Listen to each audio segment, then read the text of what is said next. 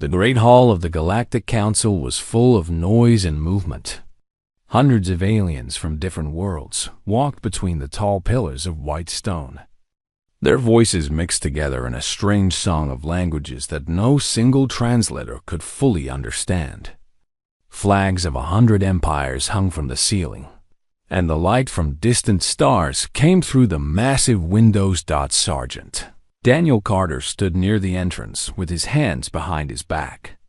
He wore the simple gray uniform of Earth's Diplomatic Protection Unit. His eyes moved slowly across the room, watching everything. He had been a soldier for 12 years, and he had learned to notice small details that others missed. "Stay sharp," said Lieutenant Amy Dawson through his earpiece. "The ambassador is making his rounds. Keep visual contact." "Copy that," Daniel replied quietly. He watched Ambassador Marcus Cole shake hands with a tall creature that looked like a blue insect. The ambassador smiled and nodded, playing the game of politics that Daniel never fully understood. His job was simple: keep the ambassador alive. Everything else was not his concern, but today felt different. There was something strange in the air. The alien diplomats kept looking toward the eastern entrance. Their conversations would stop for a moment, then continue in whispers. Daniel had seen fear in many forms during his years of service. He recognized it now in the way these powerful beings held themselves. "What's going on?" he asked through the earpiece. "You haven't heard?" Amy's voice was tight. "Princess Vexera is coming. She's claiming her father's seat on the council." Daniel knew the name. Everyone in the galaxy knew the name. The Princess of Kith, the Daughter of Destruction, the Mind Killer. She had many titles, and none of them were kind. The story said she could destroy a person's mind with a single thought. They said she had killed hundreds, maybe thousands, without ever touching them. Her father, the old Emperor of Kith, had kept her locked away in a palace. Hidden from the galaxy like a weapon too dangerous to use. Now he was dead. And she was here. The eastern doors opened, and the entire hall fell silent. Daniel watched as a figure walked through the entrance.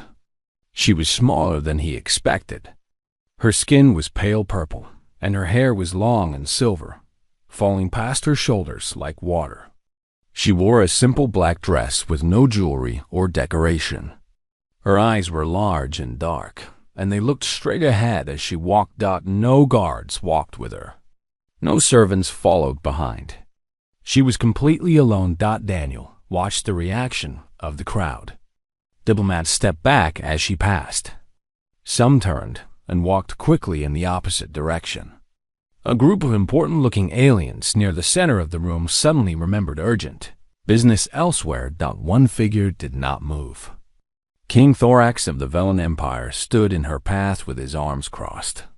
He was massive, nearly 8 feet tall, with green scales and 4 arms. His people were known as warriors, and Thorax was known as the loudest voice in the council. "So the monster shows her face," Thorax said. His voice was deep and carried across the silent hall. Princess Vexera stopped walking. She looked up at him with those dark eyes, and for a moment, Daniel thought he saw something flicker in her expression. Pain, perhaps, or exhaustion. "I am here for my father's seat," she said. Her voice was soft and clear. "Nothing more." "You should not be here at all," Thorax replied. "You are not a diplomat. You are a weapon.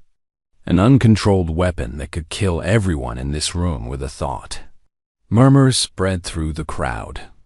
Daniel saw heads nodding in agreement. "I have never harmed anyone who did not threaten me first," Vexera said. "Lies." Thorax pointed one of his 4 fingers at her.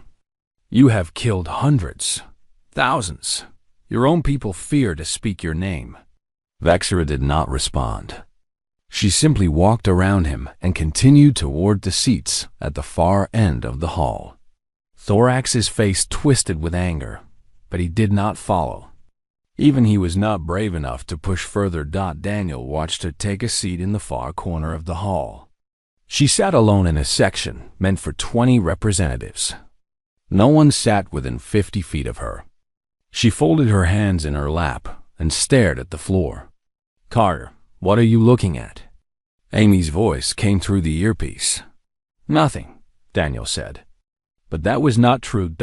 He was looking at something he had not expected to see. The most feared being in the galaxy sat alone like a child who had been told she was not welcome at a party. Her shoulders were slightly bent. Her hands were pressed tightly together. She was not angry. She was not dangerous. She was lonely. The rest of the day passed slowly. Daniel followed the ambassador through countless meetings and introductions. But his eyes kept returning to the corner where Vexra sat. She never moved.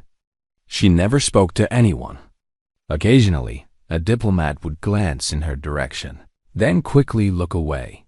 When the evening came, the hall began to empty. Diplomats returned to their ships and quarters. Ambassador Cole shook Daniel's hand and thanked him for his service. Before heading to his private suite, Daniel should have returned to his quarters as well. He should have eaten dinner, checked his equipment, and prepared for the next day. Instead, he found himself walking toward the observation deck on the upper level. He did not know why. Something pulled him there. Perhaps it was curiosity.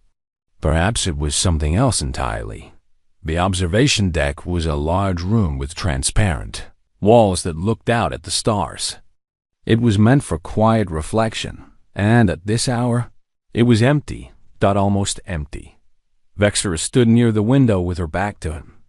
The light of distant galaxies painted her silver hair with colors of blue and gold. Her reflection in the glass showed her face clearly. She looked tired. So very tired. "You should leave," she said without turning around. "If you stay near me, bad things might happen." Daniel stopped walking but did not retreat. "What kind of bad things?" "I might destroy your mind by accident."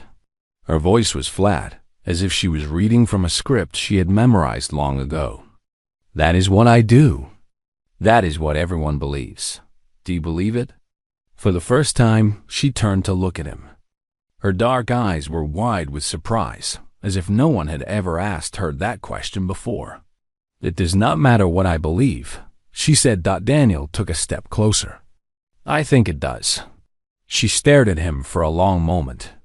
Her expression shifted from surprise to confusion to something that might have been hope. But then the walls came back up, and her face became cold again. "Leave," she said. "I am warning you." Daniel did not move. He simply looked at her with the same calm expression he had worn through 100 battles. His heart was steady. His breathing was slow. "My name is Daniel Carter," he said. "I'm part of Earth's security team." "I know what humans are," she replied. "Small, weak, short lives. You should not waste what little time you have standing near a monster." Daniel smiled slightly. "I've met a few monsters in my time. You don't look like any of them." Vexra did not know how to respond to that. She turned back to the window and said nothing. Daniel remained where he was, watching the stars with her in comfortable silence. He did not know what tomorrow would bring. He did not know if she would speak to him again, but for now, he simply stood beside her, unafraid. And for the first time in many years, Vexra was not completely alone. The next morning, Daniel found Vexra in the same place.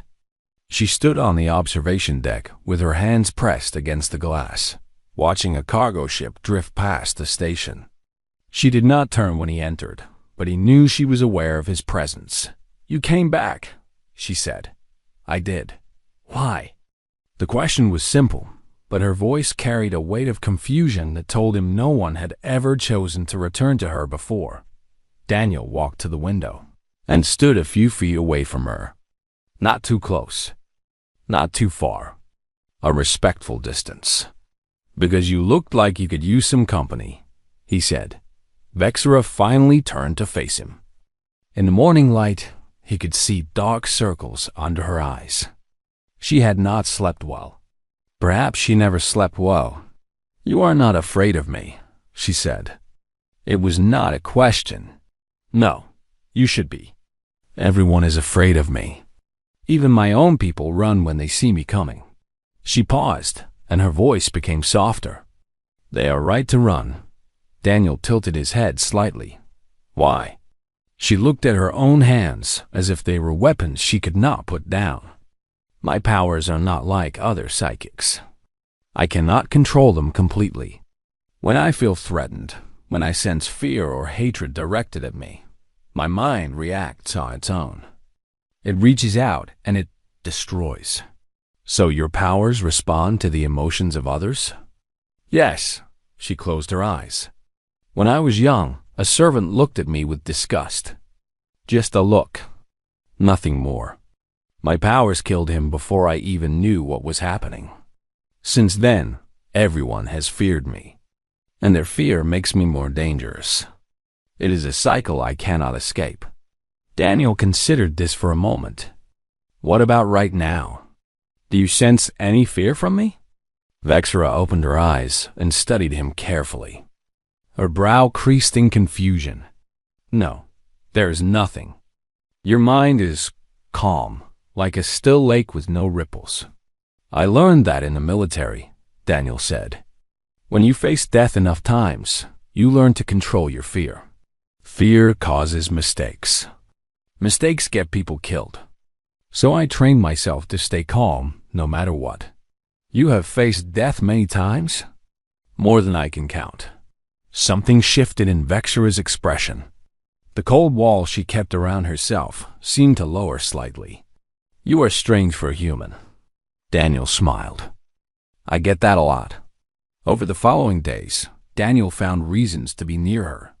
He volunteered for patrol routes that passed the observation deck. He took his meals at times when she was likely to be walking through the corridors. He never pushed too hard or stayed too long. He simply made himself available. Each time they met, their conversations grew a little longer. Vexera told him about her childhood in the Palace of Kith, where she was kept in isolation for everyone's safety. She spoke of her father, who loved her but did not know how to help her. She described the loneliness of being treated as a weapon rather than a person. Daniel listened without judgment. He shared his own stories of difficult times. He told her about his first battle, when he was so scared he could barely hold his rifle. He explained how he learned to master his fear through years of practice and discipline. "Fear is just a feeling," he said one evening as they watched a meteor shower through the observation deck windows. "Feelings can be understood. They can be managed. Maybe your powers work the same way." Vexera shook her head. "I have tried to control them for 60 years. Nothing works. Maybe you've been trying alone for too long." She looked at him with an expression he could not quite read. "What are you saying?" "I'm saying that maybe you need someone to practice with. Someone who won't react with fear. Someone who can help you learn to stay calm even when others are not." Before Vexera could respond, a voice interrupted them. "Sergeant Carter." Daniel turned to see Lieutenant Amy Dawson marching toward him with an angry expression. She stopped a few feet away and glanced at Vexera with obvious discomfort. "A word, Sergeant." "In private." Daniel nodded to Vexera and followed Amy to the far side of the deck. She kept her voice low, but her tone was sharp. "What do you think you're doing?" "Talking," Daniel said calmly. "Talking to the most dangerous being in the galaxy. Do you have any idea what would happen if she decided to kill you? If she decided to kill the ambassador? Earth is new to this council.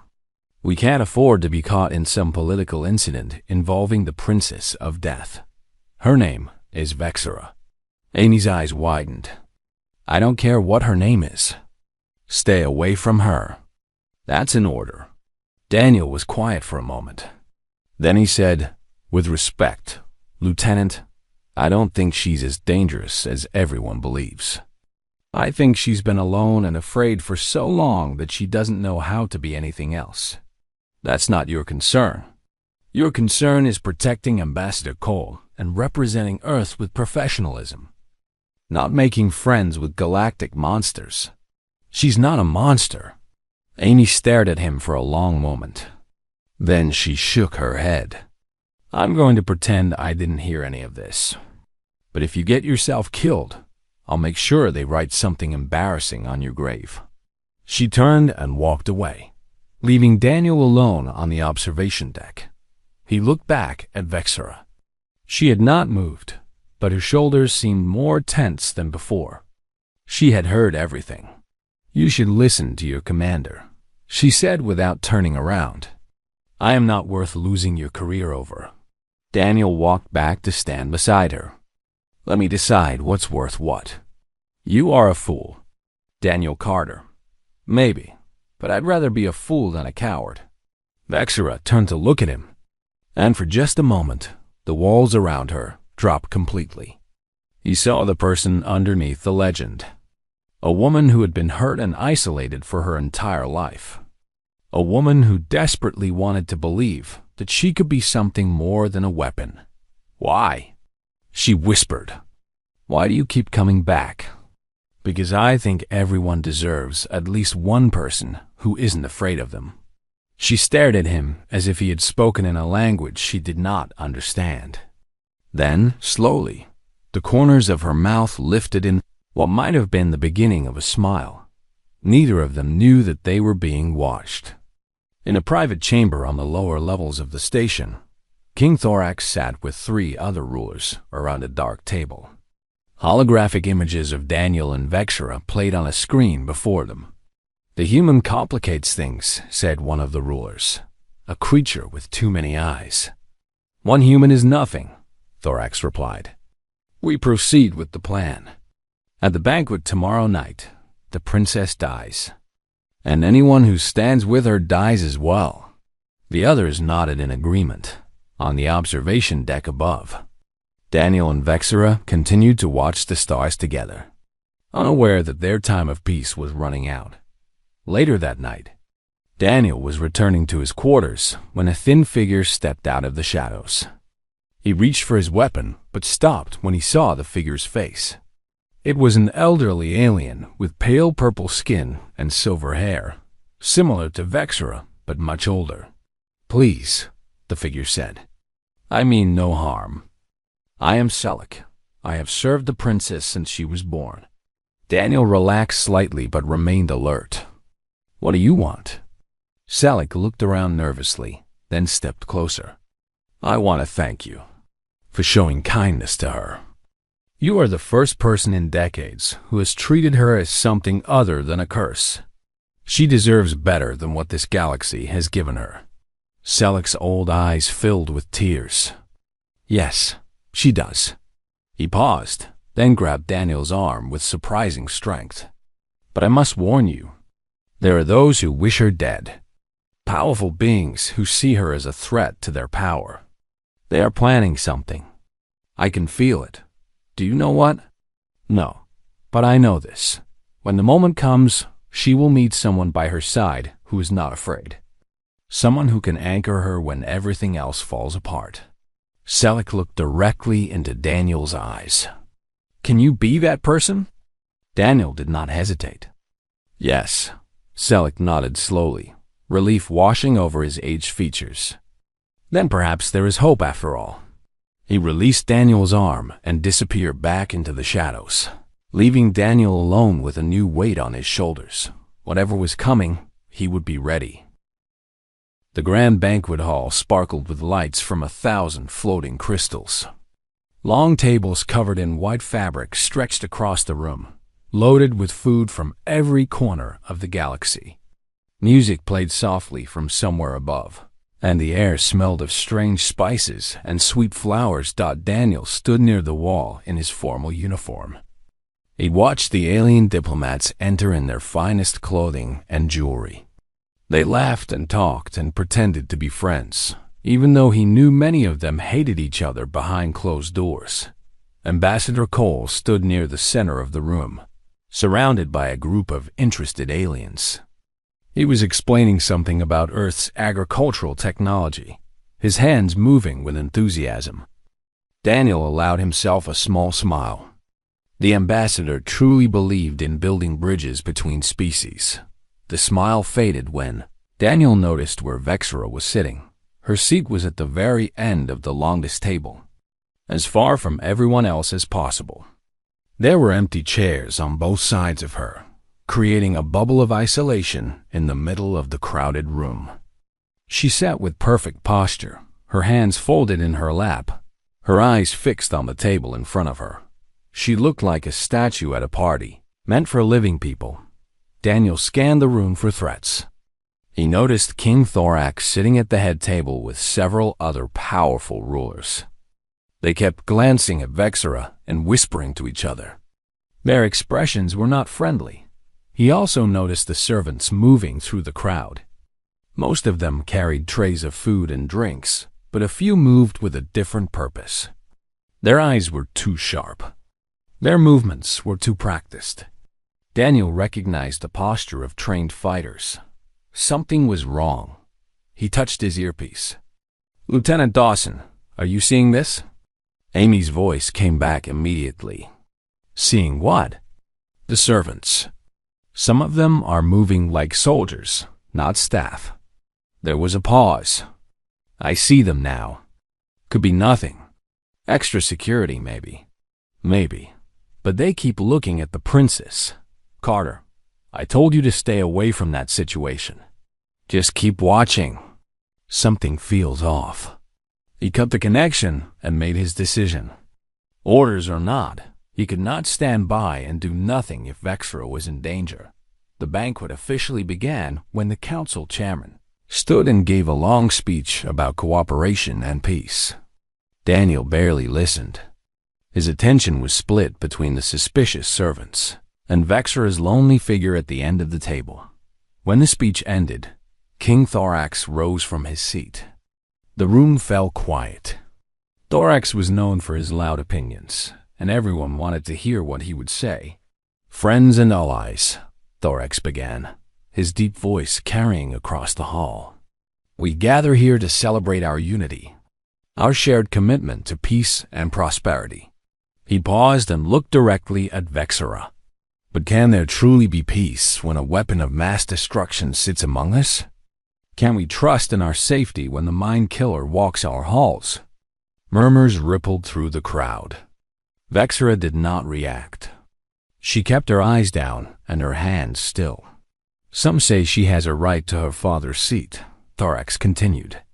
"But I say that rights are earned through trust, through proving that you will not harm those around you. What has the Princess of Kith done to earn our trust? Nothing. She has only brought fear and death wherever she goes." Daniel's jaw tightened. He saw Vexera's hands begin to tremble slightly under the table. "Perhaps she cannot help what she is," Thorax said with false sympathy. "Perhaps she is simply a broken thing that should have been destroyed long ago." That was enough. Daniel pushed himself away from the wall and began walking across the hall. He did not run. He did not show any urgency. He simply walked with calm purpose toward the empty seats beside Vexera. The room noticed. Conversation stopped. Heads turned. By the time he reached the table, every eye in the hall was on him. "Is this seat taken?" he asked Vexera. She looked up at him with shock in her dark eyes. "What are you doing?" "Sitting down for dinner." He pulled out the chair and sat beside her. "The food looks good. Is that some kind of meat?" The silence in the hall was so complete that Daniel could hear his own heartbeat. King Thorax's face twisted with rage. "Human, how dare you insult this council by sitting with that creature?" Daniel looked at him calmly. "No insult intended, Your Majesty. I just prefer this seat. Better view of the stars." Ambassador Cole stepped forward, his face pale. "Sergeant Carter, return to your post immediately."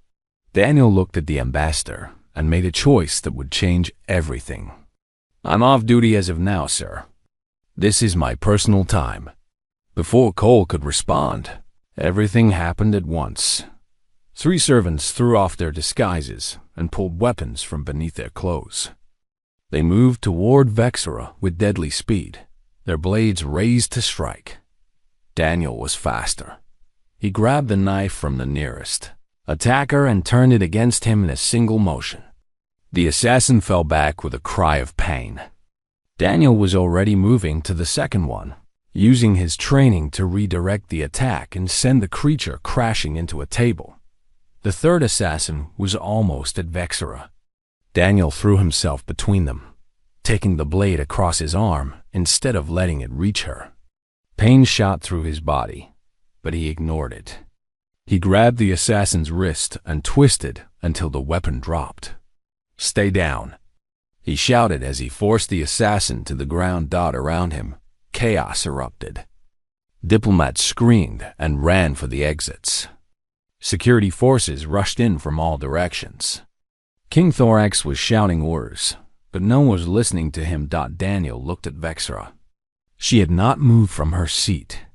Her eyes were wide and her whole body was shaking. He could feel something strange in the air around her, like static electricity before a storm. Her powers were fighting to activate. "Vexera," he said softly, "look at me." She turned her dark eyes to his face. The shaking continued. "Focus on my voice," Daniel said.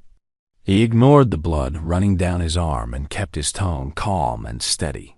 "You're safe. It's over. Just breathe." "I can feel their fear," she whispered. "Everyone in this room is terrified. Of the attack. Of me.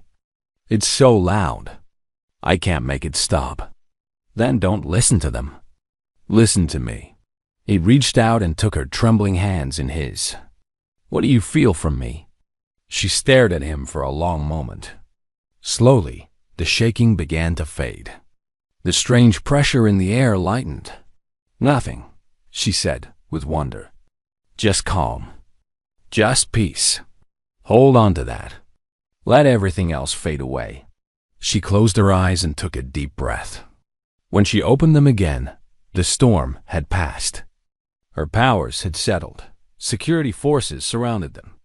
Lieutenant Dawson pushed through the crowd and looked at Daniel's wounded arm with a mix of anger and concern. "You absolute idiot," she said. "You could have died, but I didn't."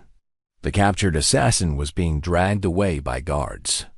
He was screaming something in a language Daniel did not understand. But one of the translators nearby went pale. "He says King Thorax ordered the attack," the translator announced. "He says they were paid to kill the princess and make it look like an accident." The hall fell silent again. All eyes turned to Thorax. The massive alien king's green scales had turned pale. "Lies. These are the words of a criminal trying to save himself." "Then you will not mind if we examine the evidence," said the council chairman coldly. Thorax opened his mouth to argue, but the guards were already moving toward him. He was trapped, and everyone knew it. Daniel looked down at Vexera. She was still holding his hands, still anchoring herself to his calm. "Why?" she asked softly. "Why did you risk your life for me?" Daniel thought about the question. He thought about his training, his duty, his years of service. But none of those were the real answer. "Because everyone deserves someone who isn't afraid of them," he said. "And because some things are more important than my own life." Vexera stared at him as if he were the most confusing thing she had ever encountered. Then, slowly, she did something she had not done in decades. She smiled. It was small and uncertain, like a flower pushing through frozen ground. But it was real. "Thank you, Daniel Carter," she said. "You're welcome, Princess." Around them, the chaos continued as guards arrested conspirators and diplomats demanded answers. But in that small circle of calm, a soldier and a princess held hands and shared a moment of peace. And for the first time in her long and lonely life, Vexera felt something she had almost forgotten was possible. Hope. The council chamber was built to hold thousands, but today it felt small. Every seat was filled with diplomats, rulers, and representatives from across the galaxy. They had come to witness the emergency tribunal called to address the assassination attempt. Daniel sat in the front row with his arm bandaged. The wound was not serious, but the medical team had insisted on treating it properly. He had refused to stay in the medical bay, choosing instead to be present for what was about to happen. Vexera sat alone in the witness section. She wore the same simple black dress she always wore, and her silver hair was pulled back from her face. Her expression was calm, but Daniel could see the tension in her shoulders. She had never faced anything like this before. King Thorax sat in the defendant's box with armed guards on either side. His forearms were bound in energy restraints, and his proud face had become twisted with anger and fear. He kept glancing at the other rulers in the chamber, looking for support. But no one would meet his eyes. The council chairman, an ancient creature with blue skin and wise eyes, called the tribunal to order. "We are gathered to examine evidence related to the attack on Princess Vexera of Kith," the chairman announced. 3 individuals have confessed to attempted assassination. Each has independently named King Thorax of the Velen Empire as the person who ordered the attack. Murmurs spread through the chamber. Thorax pulled against his restraints. "Lies!" he shouted. "These criminals will say anything to reduce their punishment. I demand that their testimony be dismissed." The chairman raised a hand for silence. "The testimony is supported by financial records showing large payments from your personal accounts to the attackers. It is also supported by communication logs retrieved from your ship's computer." Thorax's face went pale. "Those records were falsified. Someone is trying to destroy me." "That claim will be investigated," the chairman said. "But first, we will hear from the witnesses." The first witness was the head of station security. He described the attack in clinical detail, showing holographic recordings from the banquet hall. Daniel watched himself on the screen, moving to intercept the assassins. He had not realized how fast he had been moving. The second witness was one of the captured assassins. He repeated his confession, describing how Thorax had contacted him through intermediaries and offered a large sum of money for the princess's death. "He said it would be easy," the assassin said. "He said no one would care if the weapon was destroyed. He said we would be heroes." Thorax jumped to his feet. "You were supposed to kill her quietly. You were not supposed to get caught. You incompetent fools have ruined everything." The chamber fell silent. Thorax seemed to realize what he had said. His face shifted from rage to horror as he understood that he had just confessed in front of everyone. The chairman nodded slowly. "Thank you for clarifying your involvement, King Thorax." Thorax sank back into his seat, defeated. The third witness was Daniel. He walked to the witness platform and stood at attention, facing the assembled council. "Please state your name and position," the chairman said. "Sergeant Daniel Carter, Earth Diplomatic Protection Unit. You were present during the attack. Please describe what you observed." Daniel spoke clearly and simply. He described noticing the suspicious servants, his decision to sit with Vexera, and his actions during the attack. He kept his voice steady and his words precise, just as he had been trained. When he finished, one of the council members raised a hand. "Sergeant Carter, why did you choose to sit with the princess? It was not part of your duty. In fact, your superior officer ordered you to stay away from her." Daniel looked at the council member. Then he looked at Vexera. Then he looked at King Thorax. "Because someone had to," he said. "I watched this council treat Princess Vexera like a monster from the moment she arrived. I watched diplomats run from her in fear. I watched King Thorax insult her in public, calling her a weapon that should have been destroyed." He paused and let his words settle over the room. "But when I actually spoke to her, I found a person. Someone who has been isolated and feared her entire life. Someone who never asked for the power she was born with. Someone who has been punished for being different. His voice grew stronger. The only monster I saw in that banquet hall was not the princess. It was the king who ordered her death simply because he was afraid of what she might become. That is not justice. That is cowardice. The chamber was completely silent. Daniel could feel hundreds of eyes on him, but he did not look away from the council. Humans have a saying, he continued. We judge people by their actions, not by what others fear they might do. Vexera has never attacked anyone who did not threaten her first. But Thorax ordered an assassination simply because he was scared. Tell me which one deserves to be called a monster. He stepped back from the platform. The silence continued for a long moment. Then Ambassador Cole stood up. The Earth delegation supports Sergeant Carter's statement, Cole said, his voice carrying across the chamber. We believe that Princess Vexera has been treated unfairly by this council. She came here to claim her rightful seat, and she was met with hostility, isolation, and attempted murder. This is not the behavior of a civilized galactic community.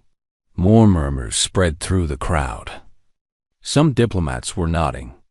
Others looked uncomfortable. The chairman turned to Vexera. Princess, do you wish to address the council?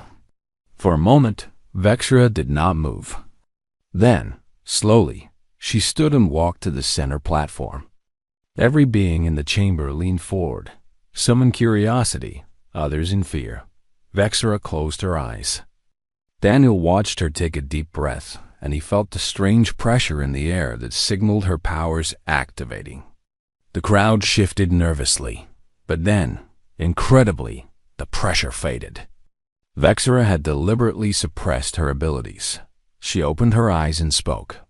All my life, I have been treated as a weapon, a thing to be feared and controlled. I have spent decades alone because everyone was too afraid to come near me. I accepted this as my fate. I believed I was a monster, just as everyone said. She looked at Daniel. Then I met a human who was not afraid. He sat beside me when everyone else ran away. He talked to me like I was a person. He protected me when assassins came for my life. And he reminded me of something I had forgotten. Her voice grew stronger. I am not a weapon. I am a person. I have thoughts and feelings and hopes, just like anyone else. My powers make me different, but they do not make me evil. I did not choose to be born this way, but I can choose how to live. She turned to face the full council. I offer peace to those who approach me with respect. I offer cooperation to those who treat me as an equal. But I warn those who come at me with fear and violence that I will defend myself. Not because I am a monster, but because I am a person with the right to exist. She paused. Judge me by my actions, not by your fears. That is all I ask. The chamber remained silent for a long moment. Then, one by one, diplomats began to stand and applaud. The sound grew until it filled the entire chamber. Even beings who had avoided Vexera for years were on their feet. The chairman called for a vote. The result was overwhelming. King Thorax was stripped of his council seat and would face criminal charges for the assassination attempt. Vexera's right to her father's seat was officially confirmed. As the tribunal ended and beings filed out of the chamber, Vexera found Daniel in the crowd. Thank you, she said, for your words, for everything. Daniel smiled. You didn't need me up there. You spoke for yourself. But I would not have had the courage without you. She hesitated, then asked a question she had been thinking about since the attack. What happens now? You will return to your duties with the ambassador. We will go back to our separate lives. Is that what you want? Vexera looked at him for a long moment. No, she admitted. For the first time in decades, I do not want to be alone. Then maybe you don't have to be. Daniel took a breath. What if I stayed? As your personal guard. As your friend. Her dark eyes widened. You would give up your position with the Earth delegation? Earth can find another security officer. But you need someone who isn't afraid to stand beside you. Someone who can help you learn to control your powers. Someone who sees you as a person, not a weapon. He shrugged. I happen to be available. Vexera did not know whether to laugh or cry. She settled for something in between. You are a very strange human, Daniel Carter, so I've been told. He grinned. Is that a yes? She smiled, and this time it reached her eyes. Yes, I would like that very much. They walked out of the council chamber together, side by side. For the first time, Vexera did not walk alone. And across the galaxy, beings began to whisper about the princess, who was no longer feared by one brave human warrior. 6 months had passed since the tribunal. The galaxy had changed in ways no one expected. Vexera's ship moved smoothly through the stars, carrying her toward another diplomatic mission. The vessel was elegant but not grand, designed for travel rather than war. It suited her new life perfectly. Daniel stood on the bridge, watching the crew work. They were a mixed group of species, some Kithian, some from other worlds. All of them had learned to respect their princess, and all of them had learned that the human standing beside her was not someone to underestimate. We'll arrive at the station in 2 hours, the navigator announced. Good, Daniel said. Make sure our security team is ready. This negotiation is important. He walked back to the private quarters where Vexera was preparing for the meeting ahead. She sat at a small table, reading reports on a holographic screen. When he entered, she looked up and smiled. That smile still amazed him. 6 months ago, she had forgotten how to smile. Now she did it almost every day. Any problems? She asked. None so far. The crew is ready. Our security is in place. He sat across from her. How are you feeling? Vexera considered the question. Nervous, she admitted. The Varan and the Telic have been fighting for 3 generations. They agreed to talk only because I offered to mediate. If I fail, thousands more will die. You won't fail. You sound very confident. I've watched you negotiate 5 peace agreements in 6 months. You have a gift for this. He smiled slightly. It turns out that being feared has some advantages. Neither side wants to make you angry. Vexera laughed softly. That is not the foundation I wanted for my diplomatic career. Maybe not, but it got them to the table. Now you can show them what you really offer. She looked at him with warmth in her dark eyes. You always know what to say. I try. They sat in comfortable silence for a moment. So much had changed between them. What began as curiosity had grown into respect. Respect had grown into friendship. And friendship had grown into something neither of them had words for, yet Daniel knew there were complications. He was human, with a human lifespan. She was Kithian and would live for centuries. He was a soldier. She was a princess. The galaxy would never stop watching them, judging them, wondering about them. But none of that seemed to matter when they were together. The ship arrived at the neutral station on schedule. The Varan delegation was already waiting, their insect-like bodies tense with suspicion. The Telic arrived shortly after, their massive forms filling the corridor as they eyed their ancient enemies. Both delegations kept their distance from Vexera.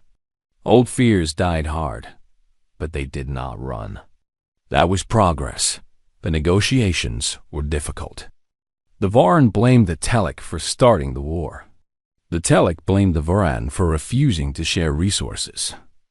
Both sides had long lists of wrongs that needed to be addressed before peace was possible. Vexera listened patiently to all of it. She asked questions. She acknowledged pain. She never took sides or passed judgment. Daniel watched from the corner of the room, ready to act if anything went wrong. But his presence was more symbolic than practical now. Everyone knew that attacking Vexera meant dealing with her human guardian. The first day ended without agreement. The second day was worse, with shouting and accusations flying back and forth. On the third day, the Telic delegation leader stood and announced they were leaving. "This is pointless," he said. "The Varn will never accept peace. They want only our destruction." Vexra stood as well. "Wait." The Telic leader turned to look at her. Fear flickered in his eyes, but he did not move. "I know what it is like to be seen as a threat," Vexra said. "I know what it is like when others assume the worst about you before you have even spoken. For most of my life, I accepted those assumptions as truth. I believed I was what they said I was." She walked toward him slowly. The room held its breath. Then someone showed me kindness when I expected only fear. They saw past what I could do to who I actually was. That single act of courage changed everything for me. She stopped in front of the Telic leader. He towered over her, but she did not seem small. What if you showed the Varn the same courage? What if you chose to see past their fear to what they might become? You might be surprised by what happens. The Telic leader stared at her for a long moment. Then he looked at Daniel, standing quietly in the corner. "The human," the leader said slowly. "He is the one who showed you kindness?" "Yes. And he stays with you still? Even knowing what you are?" Daniel stepped forward. "What she is," he said, "is the reason your two peoples are talking instead of fighting. What she is someone who uses her power to help rather than harm. I've stood beside her for 6 months, and have never met anyone more worthy of respect." The Telic leader considered this. Then, incredibly, he turned and walked back to the negotiating table. "Perhaps," he said, "we can try again." The Varn leader, who had been watching in silence, slowly nodded. "Perhaps we can." The negotiations continued for 2 more days. Progress was slow but real. By the end, both sides had agreed to a ceasefire and a framework for future talks. It was not peace, not yet, but it was the closest they had come in 3 generations. As the delegations departed, the Telic leader approached Vexra one last time. "I came here believing you were a monster," he said. "I was wrong. Thank you for showing me that." Vexra bowed her head. "Thank you for giving me the chance." That night, Daniel and Vexra stood on the observation deck of her ship, watching the stars slide past as they traveled to their next destination. It had become their tradition, a quiet moment at the end of each mission. "Word is spreading," Daniel said. "About you, I mean. The princess who makes peace instead of war. I could not do it without you." "Sure, you could. I just stand in corners and look intimidating." Vexra laughed, and the sound was like music. "You do much more than that, and you know it." They stood in comfortable silence for a while. The stars stretched out forever before them, endless possibilities waiting to be explored. "Daniel," Vexra said quietly. "Yes?" "When we first met, you told me that everyone deserves someone who isn't afraid of them." She turned to face him. "But I never asked you why you weren't afraid. Truly." Daniel thought about the question. He thought about his training, his experiences, the battles he had survived. But none of those were the complete answer. "Because fear is a choice," he finally said. "When I looked at you, I could have chosen to see the stories and the legends. I could have chosen to see a weapon or a monster. But I chose to see a person standing alone, surrounded by beings who wouldn't give her a chance." He met her eyes, and I've never regretted that choice. "Not once." Vexra stepped closer. "Humans have such short lives compared to my people. Have you thought about what that means? I will live for centuries." "You will die someday?" "Yes, I've thought about it." He smiled gently. "But I've learned not to worry too much about the future. Every moment we have is a gift. I'd rather spend those moments standing beside you than hiding from what might happen later." She reached out and took his hand. Her skin was cooler than his, but the touch was warm. "Thank you, Daniel Carter." "For everything, you're welcome, Vexra." They stood together as the ship carried them toward their next adventure.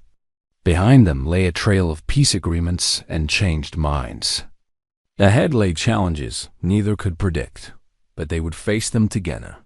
The princess who was feared by all the kings in the galaxy, and the one brave human warrior who chose to stand by her side, and somehow, against all expectations, that was more than enough. The stars continued to shine around them, endless and eternal, as their ship flew on into the unknown, not as a weapon and her guard, but as partners, as equals, as friends, and perhaps, in time, as something more. The galaxy had many stories of monsters and heroes, of wars and empires. But this story was different. This was the story of two people who chose to see past fear and found something worth protecting. It was a very human story, and that made it the best kind of story there was.